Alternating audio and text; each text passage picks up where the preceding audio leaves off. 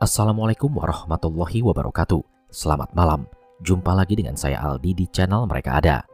Dimanapun kalian berada, saya doakan semoga kalian dalam kondisi sehat dan selalu diberikan kemudahan dalam menjalankan segala aktivitas. Di kesempatan kali ini saya akan membacakan cerita yang dituliskan oleh Mas Wahyu Rian tentang beberapa pemuda yang bertaruh nyawa di alas demit Gunung Merbabu. Namun sebelum mulai bercerita, pastikan teman-teman sudah support channel Mereka Ada dengan cara menekan tombol subscribe dan menyalakan lonceng notifikasinya, supaya teman-teman gak ketinggalan setiap cerita yang upload di channel ini. Kalau gitu tanpa banyak basa-basi lagi, mari kita mulai ceritanya.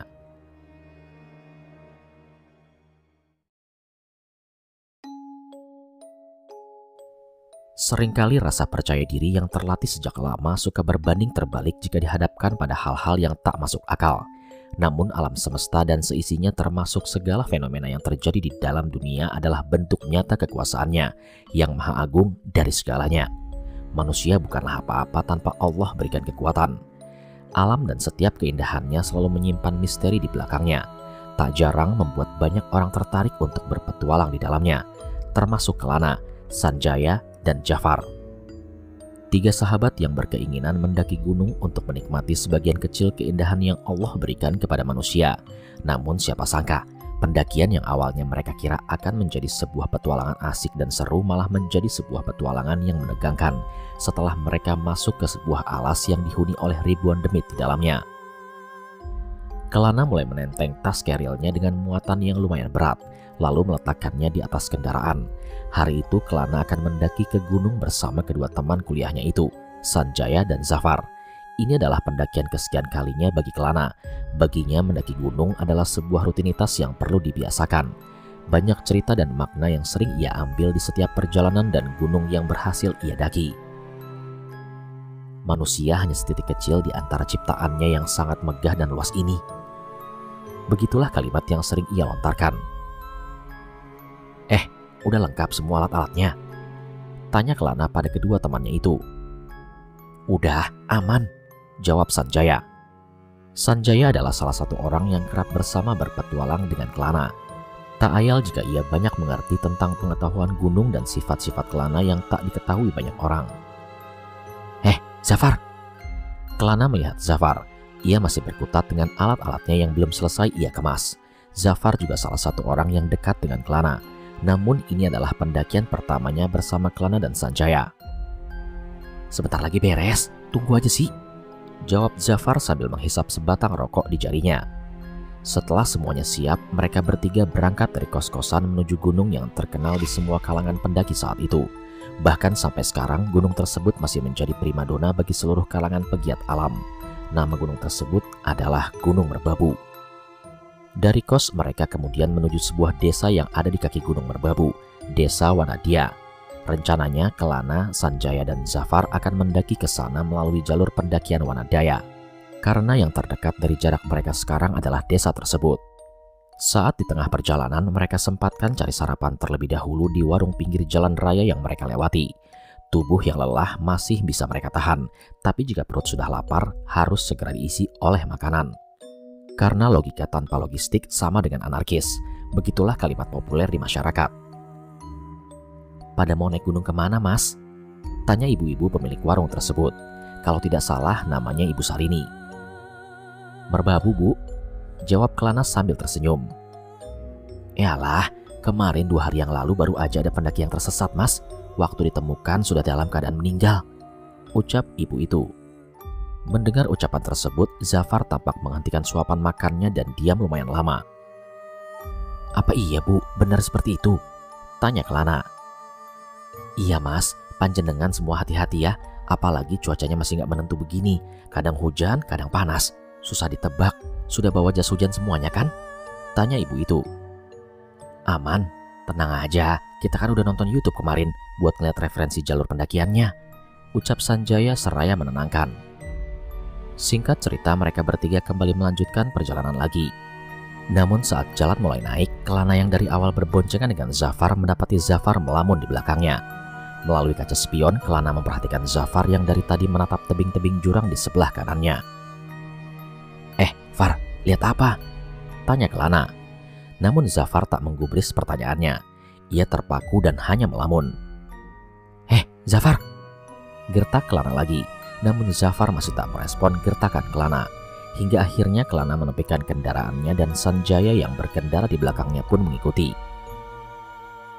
Kok berhenti? Ada apa emangnya? Tanya Zafar tiba-tiba. Lah, kamu aku panggil-panggil dari tadi kenapa nggak jawab? Loh, kapan memangnya? Dari tadi, Far. Emangnya kamu ngeliat apa sih? Enggak kok. Aku nggak lihat apa-apa. Kelana menatap Zafar dengan curiga. Wajahnya tampak berbeda seperti sedang menyembunyikan sesuatu dari Kelana dan Sanjaya. Kelana dan Zafar sedikit berdebat saat itu. Namun Zafar masih dengan jawabannya. Kelana kembali memacu kendaraannya yang tak lama lagi akan sampai di desa Wanadia. Selang 30 menit kemudian akhirnya mereka bertiga pun sampai di rumah singgah bagi pendaki di desa Wanadia. Assalamualaikum, sapa Kelana pada pemilik rumah. Waalaikumsalam, monggo mas, mau naik ya mas? Tanya bapak-bapak pemilik rumah dengan basa-basi. Iya pak, tapi mau istirahat dulu sebentar. Kemudian bapak pemilik rumah pun mempersilakan mereka duduk bersantai di atas karpet yang sudah ia sediakan untuk pendaki yang singgah. Setelah berkenalan diketahui bapak pemilik rumah tersebut bernama Pak Teguh. Mau naik hari ini juga? Mereka bertiga pun mengangguk. Sudah sore loh mas, apa nggak sebaiknya besok pagi saja? Namun Kelana hanya tersenyum, lantas ia pun menjawab. Enggak deh pak, sore ini aja kayaknya. Oh alah, ya sudah ya mas, hati-hati. Di sini akhir-akhir ini sering hujan dan kadang disertai angin. Jenengan sudah bawa jas hujan kan, jaket dan sleeping bag? Sudah kok pak, aman. Pak Teguh kemudian tersenyum dan menganggukkan kepalanya. Namun karena masih dirundung penasaran akibat Bu Sarini di warung tadi, di situ Kelana memberanikan diri bertanya mengenai berita pendaki yang belum lama hilang di Gunung Merbabu ini. Pak, maaf sebelumnya. Apa benar belum lama ini ada pendaki tersesat dan pasti diketemukan sudah dalam keadaan meninggal? Tanya Kelana dengan raut wajah sungkan dan rasa penasaran. Kemudian Pak Teguh pun tersenyum. Kemudian ia berkata dengan suara yang sangat pelan, seperti sengaja agar suaranya tak terdengar hingga luar rumah. Iya sih mas, rupanya masnya tahu juga ya beritanya. Pendaki yang hilang itu dia melewati jalur ilegal mas, tapi diketemukannya nggak jauh dari jalur Wanadia, ucap Pak Teguh. Tapi kenapa bisa sampai meninggal ya pak? Sahut Zafar. Kemungkinan sih dia kehabisan logistik dan gak punya pengetahuan soal bertahan hidup mas. Itulah parahnya kalau mendaki tanpa disertai pengetahuan yang memadai, ucap Pak Teguh. Kelana, Sanjaya dan Zafar hanya mengangguk-ngangguk mendengarkan penjelasan Pak Teguh. Tak lama dari situ seorang wanita parubaya keluar dari belakang sambil membawa 4 gelas teh hangat. Monggo mas, diminum dulu, ucap wanita tersebut sambil tersenyum. Ini istri saya mas, ujar Pak Teguh. Pak Teguh memang ramah sekali. Kelana, Sanjaya dan Zafar pun terkesan dengan jamuan yang beliau berikan. Bahkan beliau menyarankan lagi untuk mendaki esok hari saja dan menginap di rumahnya terlebih dahulu 1 malam. Menurutnya mendaki saat menjelang petang dekat-dekat ini sangat tidak direkomendasikan karena medan yang akan bertambah sulit karena sering turun hujan. Matur suwun pak, kami mendaki hari ini saja. Insya Allah kami sudah siap dengan semua alat dan persiapannya, sahut Sanjaya. Sore itu sekitar pukul 16.30, Kelana, Sanjaya dan Zafar sudah bersiap dengan sepatu di kaki dan keril di punggungnya. Mereka bertiga sebentar lagi akan memulai perjalanannya menggapai puncak Merbabu melalui desa Wanadia. Udah aman semua kan? Tanya Kelana yang langsung dibalas dengan acungan jempol oleh Sanjaya dan Zafar. Kalau udah siap semua, ayo merapat sebentar. Kita berdoa sebelum memulai pendakian ini. Setelah selesai memanjatkan doa, mereka pun pamit dengan Pak Teguh dan istrinya di dalam rumah. Pak Teguh, kami berangkat dulu ya. Terima kasih ya Pak untuk suguhannya, ucap mereka bertiga. Setelahnya mereka bertiga pun memulai pendakian dengan formasi Sanjaya di paling depan, disusul Zafar yang ada di tengah dan Kelana di paling belakang. Di balik mereka berdiri, sore senja mulai menyuguhkan panoramanya. Gagahnya Gunung Merapi pun tak luput dari tatapan mereka. Terlihat jelas bibir kawah di atasnya itu mengepulkan asap yang membumbung sangat tinggi. Beberapa meter setelah keluar dari rumah Pak Teguh, langkah mereka perlahan memasuki dalam hutan belantara. Ancaman hujan badai terpeleset karena jalur licin dan atau ancaman hilang di dalam hutan sudah siap menantinya di dalam hutan. Hati-hati nak, waspada, belum lama ada hal buruk di sini. Ingat sama Gusti Allah, jangan bicara yang tidak penting. Teriak laki-laki paruh baya yang tiba-tiba muncul dari bawah lereng. Siapakah? Tanya Kelana pada Sanjaya di depannya. Gak tahu. Nggih Pak, kami akan hati-hati, ucap Zafar membalas perkataan bapak-bapak tadi.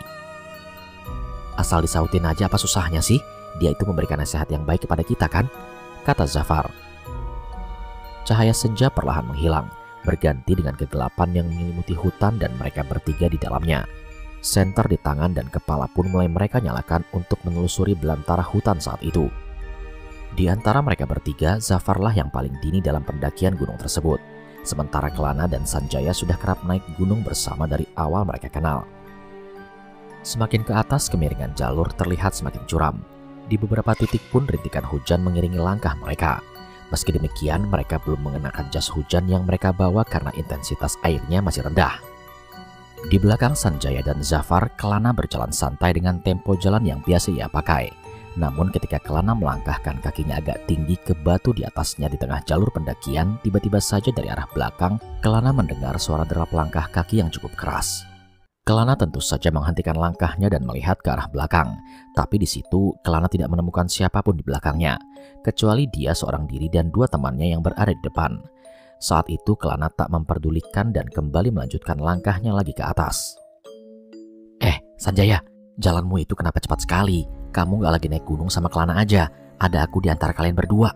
Pelan-pelan aja sih. Gertak Zafar tiba-tiba dengan nafas yang ngos-ngosan. Kelana dan Sanjaya tertawa melihat tingkah temannya yang satu ini. Saat di bawah tadi, ia kerap berkelakar dan berlaga akan kuat mengimbangi jalan mereka. Akan tetapi nyatanya tidak sama sekali. Mereka bertiga pun berhenti di area lapang di sebuah jalur pendakian. Mereka duduk beristirahat sambil menikmati aroma udara alam bebas. Tak ada hal yang menarik di situ, selain dari pepohonan berukuran besar yang tumbuh tak jauh dari tempat mereka beristirahat. Hutan pun juga masih rapat di sekitar situ. Nah, itu apa ya? Tanya Zafar pada Kelana tentang sesuatu yang ia lihat di belakang Kelana. Sesuatu benda berwarna hitam, serta berukuran hampir sama seperti badannya banyak tersebar di antara pepohonan hutan itu. Spontan Kelana membalikkan badannya lalu menatap jauh ke dalam rimba hutan yang diselimuti kabut tipis di belakangnya. Apa sih Far? Balas Kelana. Itu, apa kalian gak lihat? Hitam-hitam, berdiri banyak sekali di sana. Pohon apa itu ya? Apa aku yang salah lihat? Yang mana sih? Sahut Sanjaya turut penasaran. Sanjaya mendekat ke tempat Zafar, lalu mencari sesuatu yang dimaksudkan oleh Zafar. Kabut tipis ditambah hari yang semakin sore menghalangi pandangan mereka. Mereka bertiga sama-sama memicingkan mata lalu menatap jeli ke arah belantara hutan yang ditunjukkan oleh Zafar. Lama-kelamaan Kelana dan Sanjaya menemukan sesuatu benda yang dimaksud oleh Zafar. Sebentar, apa itu? Tanya mereka berdua. Namun lama-kelamaan benda hitam yang dimaksud oleh Zafar bergerak dan semakin terlihat wujudnya. Beberapa detik kemudian sesuatu yang awalnya Zafar kira adalah batang pohon seketika berubah bentuk menjadi wujud pocong berwarna hitam yang kain kafannya benar-benar terlihat hitam legam seperti diselimuti oleh arang. Kedua lubang matanya pun bolong tanpa ada bola matanya dan mulutnya pun robek dalam keadaan menganga. Sosok itu melayang beberapa sentimeter dari permukaan tanah menuju tempat Kelana, Sanjaya dan Zafar beristirahat. Hah? Pocong? Zafar menjerit dengan suara yang lantang dan disitulah Kelana dan Sanjaya baru menyadarinya juga. Di setiap balik pohon di depannya nyaris seluruhnya dihuni oleh puluhan, bahkan mungkin lebih dari sosok pocong yang memiliki bentuk dan ukuran yang berbeda-beda. Saat itulah mereka bertiga meraung berteriak dan seketika bangun dari duduknya lalu berlarian tunggang langgang.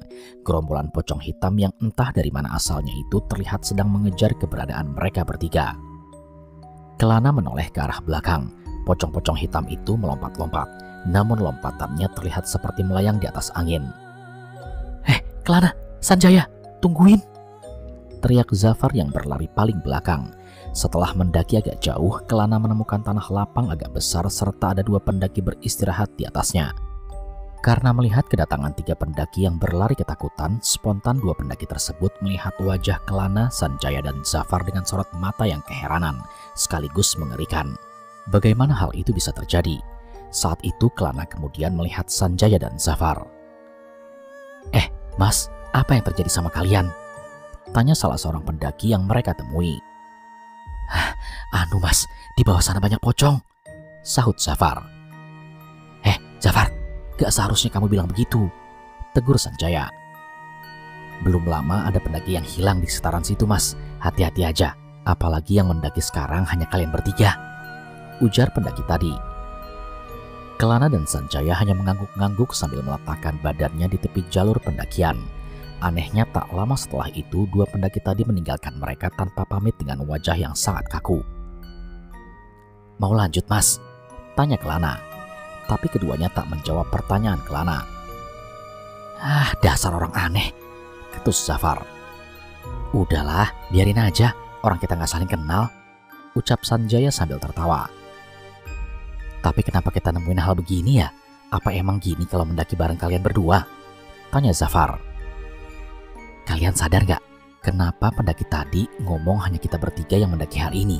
Lalu mereka siapa?" tanya Kelana pada Sanjaya dan Zafar. Sontak saja suasana seketika hening. Sanjaya dan Zafar hanya diam termangu mendengar perkataan Kelana. Suasana terasa semakin mencekam saat itu. Beberapa menit kemudian Kelana kembali berdiri, lalu mengajak melanjutkan perjalanan lagi. Tapi hanya Sanjaya yang berdiri, namun Zafar masih duduk melamun seperti sedang memikirkan sesuatu. "Kamu mau tetap di sini aja, Far?" tanya Kelana yang sudah siap berjalan lagi. "Gak yakin aku kalau begini." "Emangnya mau turun lagi? Yakin, di bawah sana banyak pocong-pocong tadi yang udah nungguin kamu," ucap Kelana menakut-nakuti. "Atau masih mau tetap di sini? Bisa aja pocong-pocong tadi masih ngejar kita dan sebentar lagi mereka akan sampai di tempat ini," imbuh Kelana. Tutup mulut kamu nah, seneng banget bikin aku takut. Emangnya kamu kira aku takut apa?" balas Zafar. "Lah, emang takut kan?" "Nah, itu tahu. Kalau udah tahu aku penakut ya gak usah begitu nah," terang Zafar. Wes, ayo jalan lagi," ucap Sanjaya melerai mereka, seraya melangkahkan kaki lagi ke paling depan. "Kenapa sih aku sering terjebak di situasi sulit kalau sama kalian? Ya udah, ayo lanjut," balas Zafar dengan raut muka terpaksa. "Aku di depan ya kah?" ucap Kelana. "Oke, siap, lanjut," balas Sanjaya. Kelana mengambil nafas dalam-dalam dan membuangnya lalu mulai melangkahkan kakinya pelan-pelan. Tanah yang lembab kembali ia tapaki bersama dua temannya. Tapi di situ Kelana tidak bisa memungkiri kalau ada perasaan mengganjal yang membuat dirinya lebih waspada dari biasanya. Entahlah, aku hanya ingin menikmati pendakianku ini dan tak ingin berpikir macam-macam. Tapi kenapa firasat ini seketika muncul? Batin Kelana saat itu. Suara azan maghrib dari masjid milik warga di bawah terdengar di telinga Kelana. Kelana kemudian menghentikan langkahnya lalu mengajak Sanjaya dan Zafar berhenti sejenak untuk beristirahat. "Kita berhenti sebentar ya, azan maghrib." Langit berubah gelap sempurna seiring dengan azan maghrib yang menggema. Jalur pendakian yang semula masih terlihat dengan mata telanjang kini berubah menjadi hitam kegelapan. Hewan-hewan malam hutan pun kini mulai memperlihatkan eksistensinya. Kelana kemudian memimpin perjalanannya lagi tak kala azan sudah selesai berkumandang. Jalur pendakian di tahun itu jauh berbeda dengan sekarang yang sudah banyak rambu-rambu petunjuknya dan dapat dilihat dengan jelas. "Hati-hati nah, jalanannya sempit, jangan sampai salah ambil jalan," ucap Zafar. Beberapa kali Kelana menghela nafas berat karena medan yang dilaluinya semakin berat dan menyusahkan. Suhu udara pun kini juga terasa semakin dingin. Tak lama setelah Zafar mengatakan itu, tiba-tiba terdengar suara yang bukan berasal dari alam. Lebih tepatnya suara seperti suara kidung hajatan. Suaranya sayup beriringan dengan gelapnya malam ini. Ada suara hajatan ya?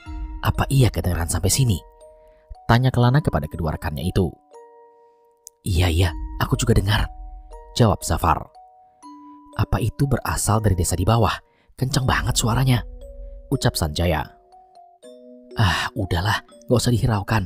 Anggap aja suaranya dari bawah, jadi gak usah dicari lagi," ucap Zafar yang sepertinya sudah sangat ketakutan. Kelana kemudian berjalan lagi, sementara suara kidung itu masih selalu menyertai. Kelana pun berusaha agar tidak menghiraukan suara kidung itu, agar ia tidak terpengaruh akan rasanya. Rasa aura mistis penghuni gunung merbabu. hingga Kelana kembali menghentikan langkahnya lagi dan di situ ia baru menyadari jika kakinya tak lagi menapak pada jalan setapak seperti sebelumnya. Kelana kemudian berhenti lalu menyisir keadaan di sekitarnya dan menyenter jauh ke depan. "Nah, ada apa? Kenapa tiba-tiba berhenti?" tanya Zafar kepada Kelana, namun Kelana masih diam. Ia masih melihat memeriksa keadaan di sekitarnya hingga membuat kedua temannya merasa curiga. Nah, kenapa sih?" tanya Sanjaya. "Coba lihat ke tanah, lalu lihat di sekitar kita. Apa benar ini jalur pendakian?" tanya Kelana.